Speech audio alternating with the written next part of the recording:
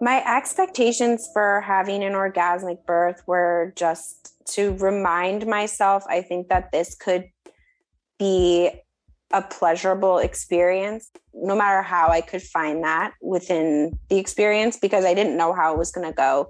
And I wasn't having a home birth with just my husband and doula and my candles around. So having an orgasm during birth, I think, was outside of the realm of what I was able to do in like a hospital setting. I didn't think that was going to happen for me, but definitely conjuring the good images and good feelings so that I was able to smile while having a surge, or smile while having these intense feelings, or feeling like, oh, wow, like this is so exciting. So there was this element of excitement and joy and pleasure to the whole thing because of, I think, the practice of and just the thought behind having an orgasmic birth.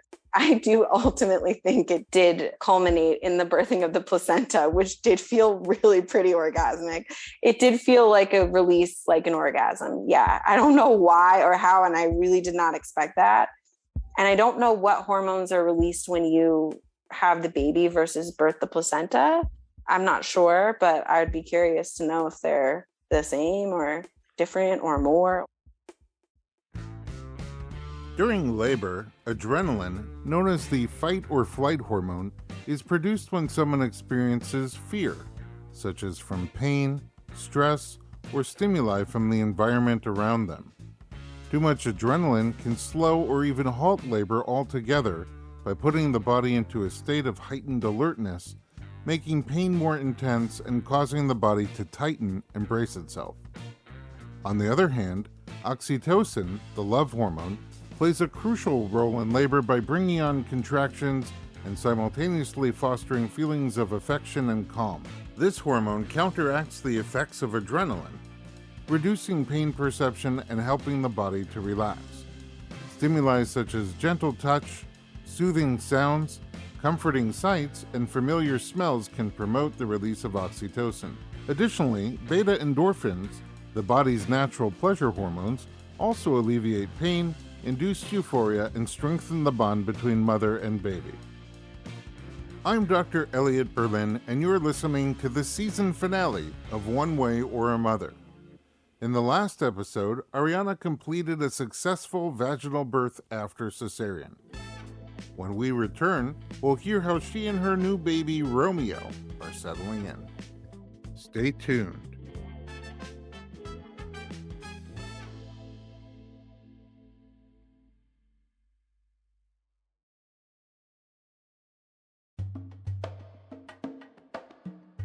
Welcome back to One Way or a Mother.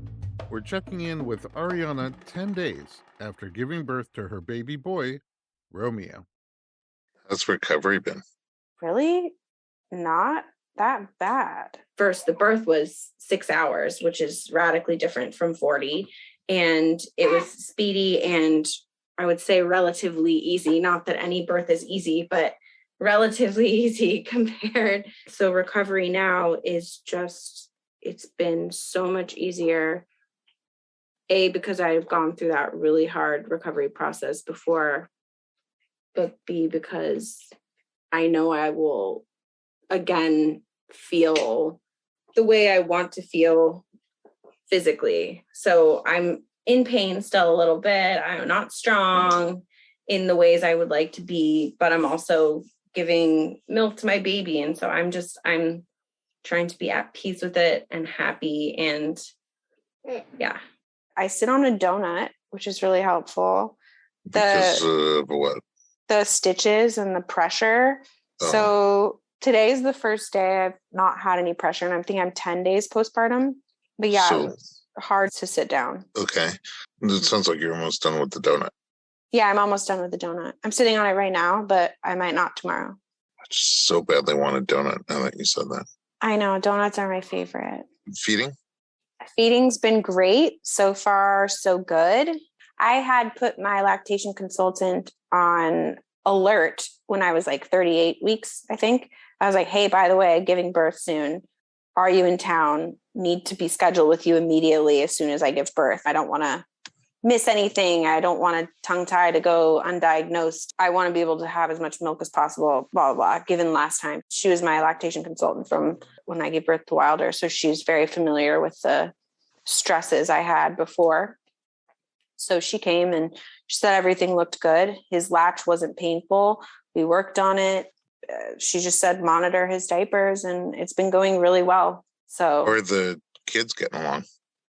Wilder loves his little brother. Apparently at 1 a.m. that night, that fantastic Friday, my mom was here and he woke up, and she was staying in his room, and he woke up and he said, "Mama, baby, mama, baby, mama, baby." I was with him when they were at the hospital, and he woke up and he was calling, and I was like, okay, dude, you are kind of up, because he's such a good sleeper. He got up and it was like past midnight. It was like approaching 1 o'clock. So I gave him some water and I hung out with him in his bed, and we were reading more stories, and I was like, you can't sleep, huh? This is interesting. So he looked at me, and at about, I can't even remember when, gosh, almost like an hour after I was with him, maybe 1:30, he goes, he just agitated, and all of a sudden he looks at me, he said, "Mama, baby." And I said, "That's right, sweetie. Mama's in the hospital having her baby now." And he goes, yeah. And then I said, "Are you ready to go night-night?" He goes, "Night-night." And 5 minutes later, I get the text from Zach that the baby was born. He knew that I was having the baby somehow. Oh. So he loves he his brother. mention any lucky numbers? No, he didn't. I thought I'd write them I'll down. ask him. Yes, please. Yeah. He's been like very positive, no jealousy at all. Really just, he says, "Mama, baby." Oh, we named him Romeo. So his name is Romeo. He goes, "Mama, baby, Romeo." Gives his brother kisses. He's very sweet. So sweet. Yeah. Your last birth, your first, Wilder, was a bit traumatic for you. Yes. This birth sounds like everybody had a jolly old time. Yes. Especially Dr. Crane. Especially Dr. Crane. Yeah. And so I'm wondering, is there a therapeutic element to this birth? Definitely. I feel as if I went into this wanting this to be a healing experience for me. So no matter how it went, I was determined, even if I had to have an emergency cesarean, that I would be in control this time, that I would do it the way I wanted it to be done and have a say and really just be okay with all of it, no matter what was happening. So I was like, no matter what, this is going to be a healing birth, because I will be prepared for whatever's happening. I will know I've done everything I possibly can to make it go well, and feel good about surrendering to whatever this birth will be. So I was determined to have a healing birth, and that's exactly what it was. And even during my pregnancy, every new person that came into my life was very special. And I do feel like it was my baby attracting that, this child attracting that into my world. So it seemed like he was determined for it to be healing as well. The finding my bliss thing was the best advice I got. And once I was able to really do that and stand up for that and make space for that, just doing that earlier and more often, I think, is the key to just staying calm and being in a good headspace and inviting the baby to come. As Arianna approached this birth, her healing mindset was inspiring. As she reflected on her journey, I wanted to explore how her relationship to her body changed between the first and second pregnancies. The relationship with my body during my first pregnancy was great because I could just focus every day during COVID on doing my yoga, being out in the sun, just getting my vitamin D, looking cute. It was a very fun thing for me. And then after I gave birth to Wilder, after 40 hours of labor ending in an emergency C-section with lots and lots and lots of uncontrollable pushing, I had never A, had surgery, or B, had my body undergo so much stress. And I was so incapacitated. I'm used to being in control of my body. That's why I love working out. And I love moving my body, and I love using my body because it's something I can control. And when that was taken away from me, that really did a number on me psychologically, emotionally, obviously physically. So that was just really tough. And then when I was basically eating so much so that I could create milk, because that's what I could control, and then gaining all that weight, just the recovery was about a year, I would say, physically for me. I got back to something I was happy with after a year, but it was a very tough process for me. So the second go around, I've been a little bit more, say, kinder to myself. I didn't push myself so hard in workouts. I worked out, I did what I could, I moved my body, but I was also conscious of making space for my body to be able to be relaxed enough to give birth vaginally. So knowing that had to be an element to this.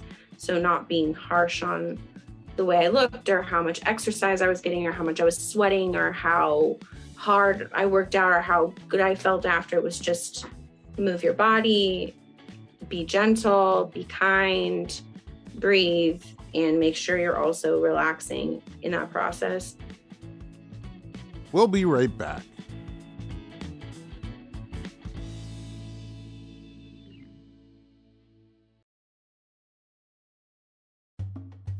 Welcome back to One Way or a Mother. Arianna worked hard for her successful VBAC with lots of support and encouragement from her obstetrician, Dr. Paul Crane. As we approached her second birth, you never quite know how people are going to do, but my personal preference is to encourage people trying to do a vaginal. I think that it's much safer than people think it is.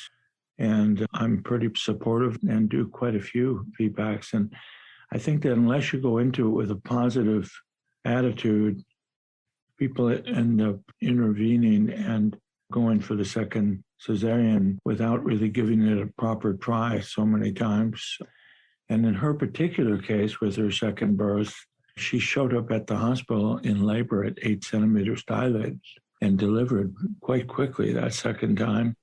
And she did it naturally without an epidural too, which was always her goal, even going back to the first pregnancy. And so I think she was fairly surprised and we were all pretty excited.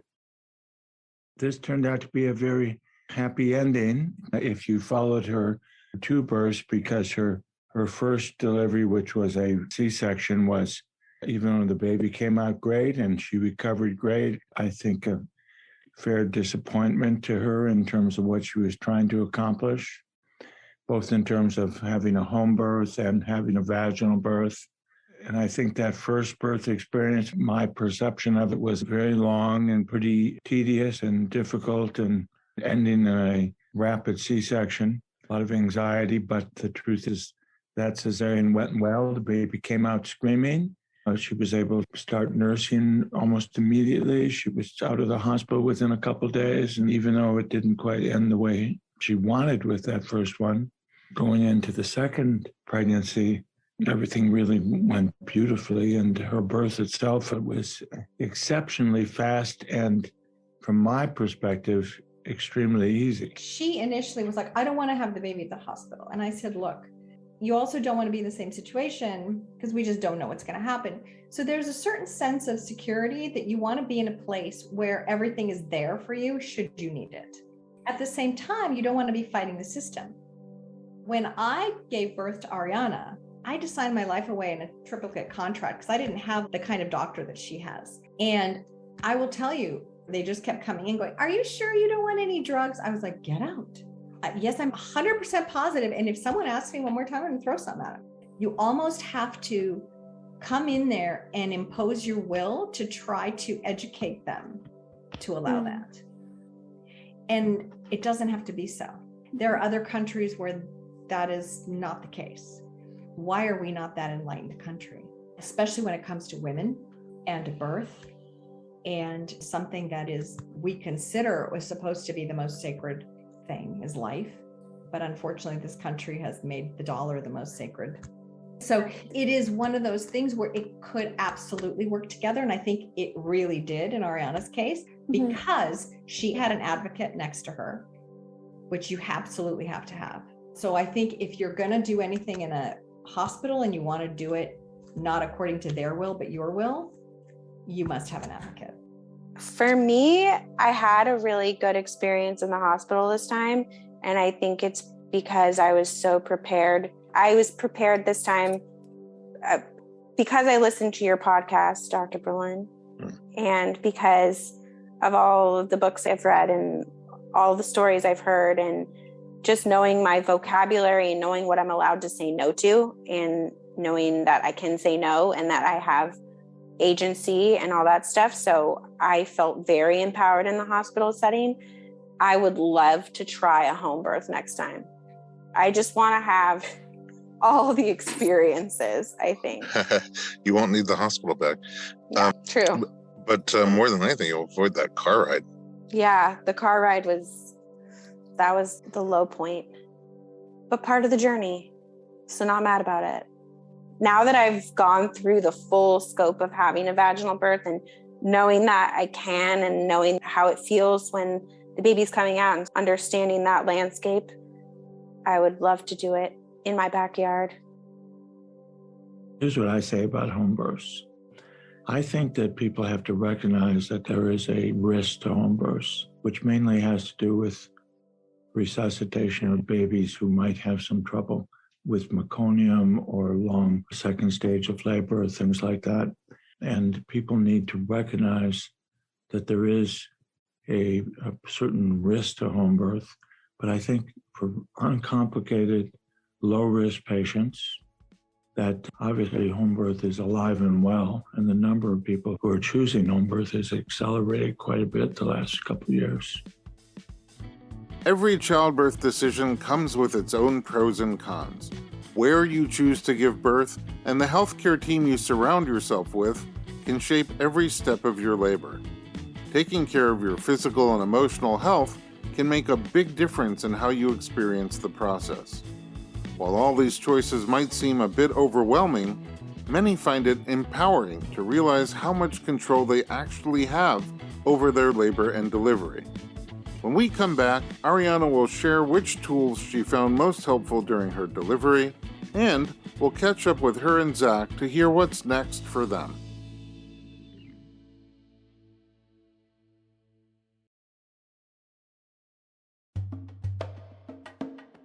I think the most important thing I've learned this time around was that having a support system, especially female support system, connecting with the females in your life, the mothers and people you know that have had kids before and people that want kids, just women in general, having a circle of women around you, supporting your journey and trying to connect with them beforehand. I think that's a huge part of what we're missing in our culture today, in American culture. I think in more religious communities, they may have that. But as far as our secular world goes, I don't see that a lot. So I had to cultivate that for myself this time and be really adamant about having that and really coercing the divine feminine out of myself within my interactions with other women and conversations with other women, and trying to include them in my birth and make them a part of my birth. So making my birth art, talking about my birth constantly, sharing my previous birth story with them and telling them all about what it's like to have a baby and the things that they don't tell you. And that I'm doing this podcast, just trying to talk more about it and connect with other people about it, because honestly, I knew nothing about giving birth, and the COVID bubble had me knowing way less and not talking to anyone. So yeah, I would say that to me is the most important thing, because you're going to get lots of recommendations and lots of stories and lots of information by talking to other people. And I think that's the most powerful, quickest, and easiest way to feel supported, feel empowered, and to get information. Arianna called her second pregnancy and birth coercing the divine feminine out of myself. So what did that look like? It meant diving into hypnobirthing and orgasmic labor prep with a trusted doula, exploring energy work with a mysterious witch, having a float tank experience, and enjoying a joyful belly dancing class.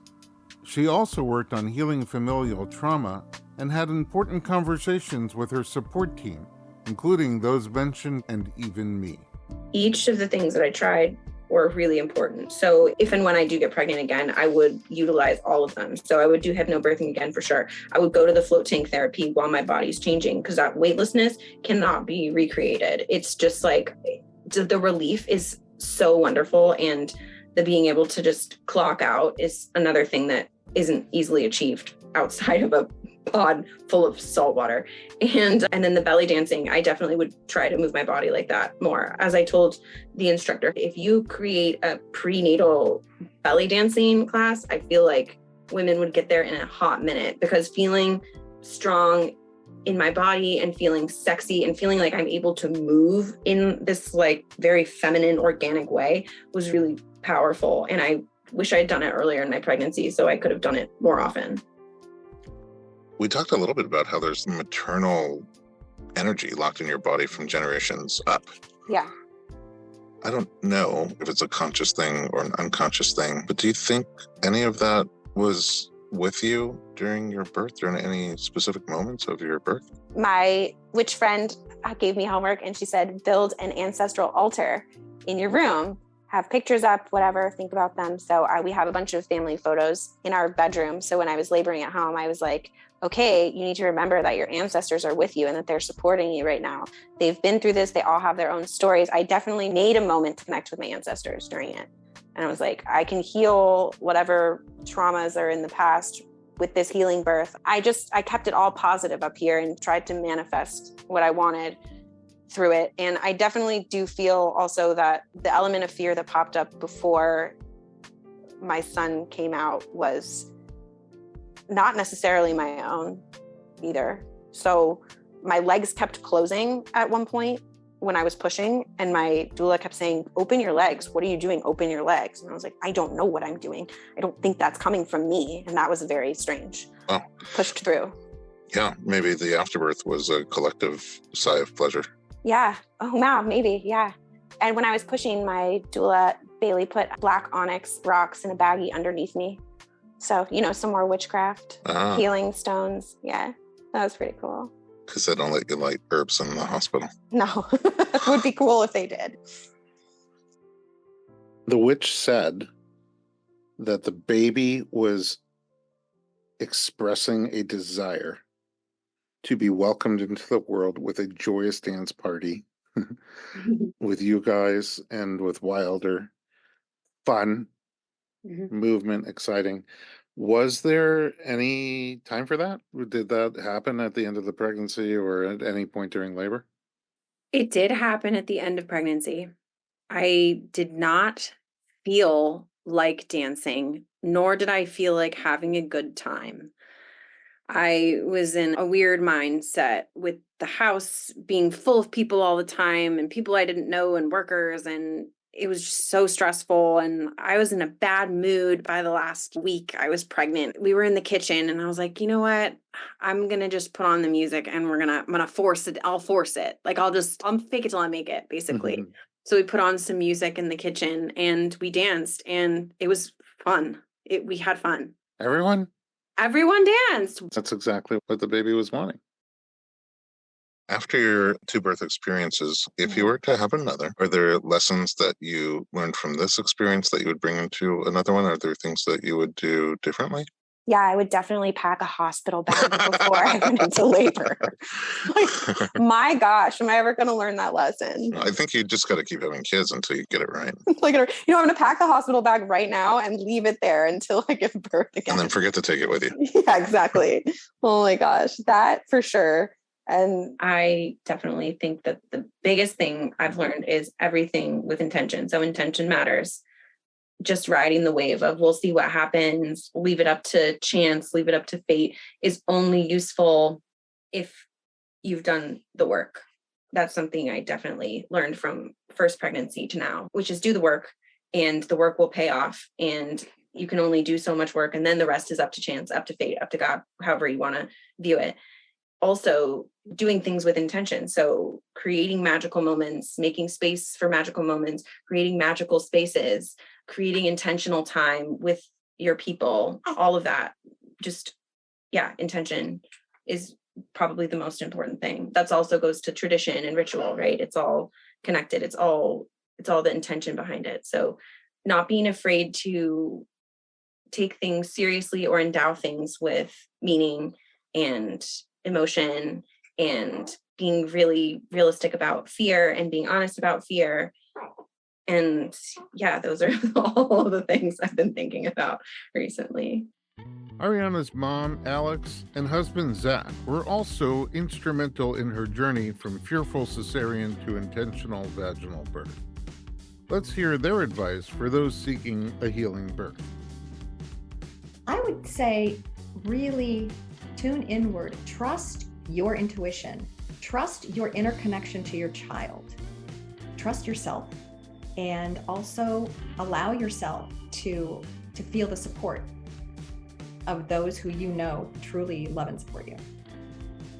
I think preparation is really important. We tried to be prepared the first time, but because we switched doctors midway and brought in a midwife so late, because we didn't really know that many people who had tried to do a home birth, so there wasn't like a community that we could discuss with and people that could help us prepare for it.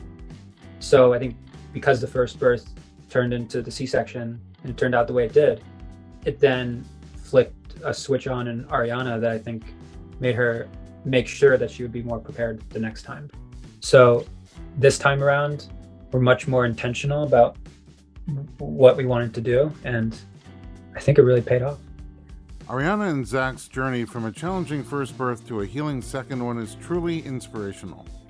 Both parents displayed incredible resilience and intentionality in their parenting and personal growth on this journey.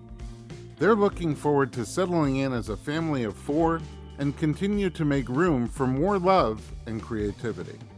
I think the last 2 years have been more focused on building a foundation so that I can support my creative life and really fly, in a sense, basically creating a safe space for me to make art. And right now, yeah, the baby making is the art, the home making, the nesting is the art. And if we can make the space we inhabit beautiful, then hopefully we can make other things that are beautiful that we can share with the world. It's really wild. But I don't feel like you've changed at all. I feel like you're just the same, just more loving. It's been a treat knowing him from a guy that wore the same sweater for 10 days straight to a dad of 2 and a husband.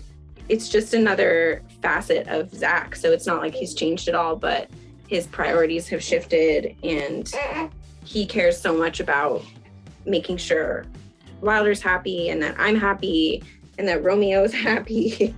So that's just been lovely. Very impressed with how she's been able to handle being a mother, and very, very impressed with this birth, the last birth. She puts in a lot of very thoughtful energy into how she's raising our children. So that has been a wonderful, I wouldn't say surprise because I'm not surprised, but it's been really very happy that we're together and have someone who cares so much that our children are so happy and healthy.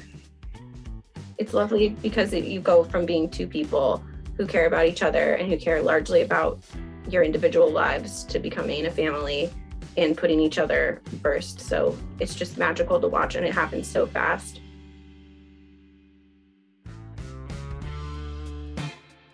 Thank you, Arianna and Zach, for sharing your incredible journey with us. Your story of resilience, healing, and growth has been truly inspiring. We also extend our gratitude to your family and the dedicated providers who supported you along the way. And to our listeners, thank you for coming along for the ride. We hope Arianna and Zach's story has provided insight, comfort, and inspiration.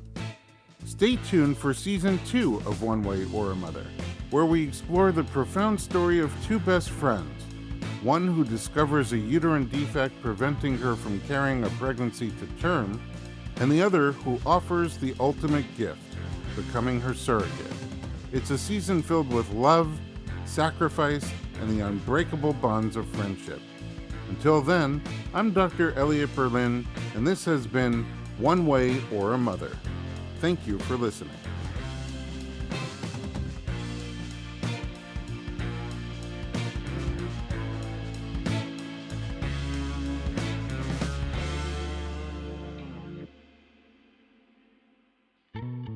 Creator, producer, writer, and a host of One Way or a Mother is Dr. Elliot Berlin, D.C. Rose Hart-Landsberg and Natalie Pulvino are the writers and producers. Paul Greenberg is the consulting producer. Glenn Nishida was the sound engineer at Pacifica Studios. Nikola Tarabaovic was the audio engineer. Story editing and sound mixing by Mallory Edson.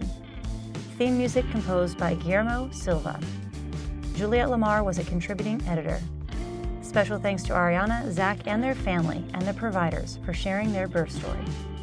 One Way or a Mother is an original production by Berlin LLC and the Informed Pregnancy Project. All rights reserved. Thanks for tuning in.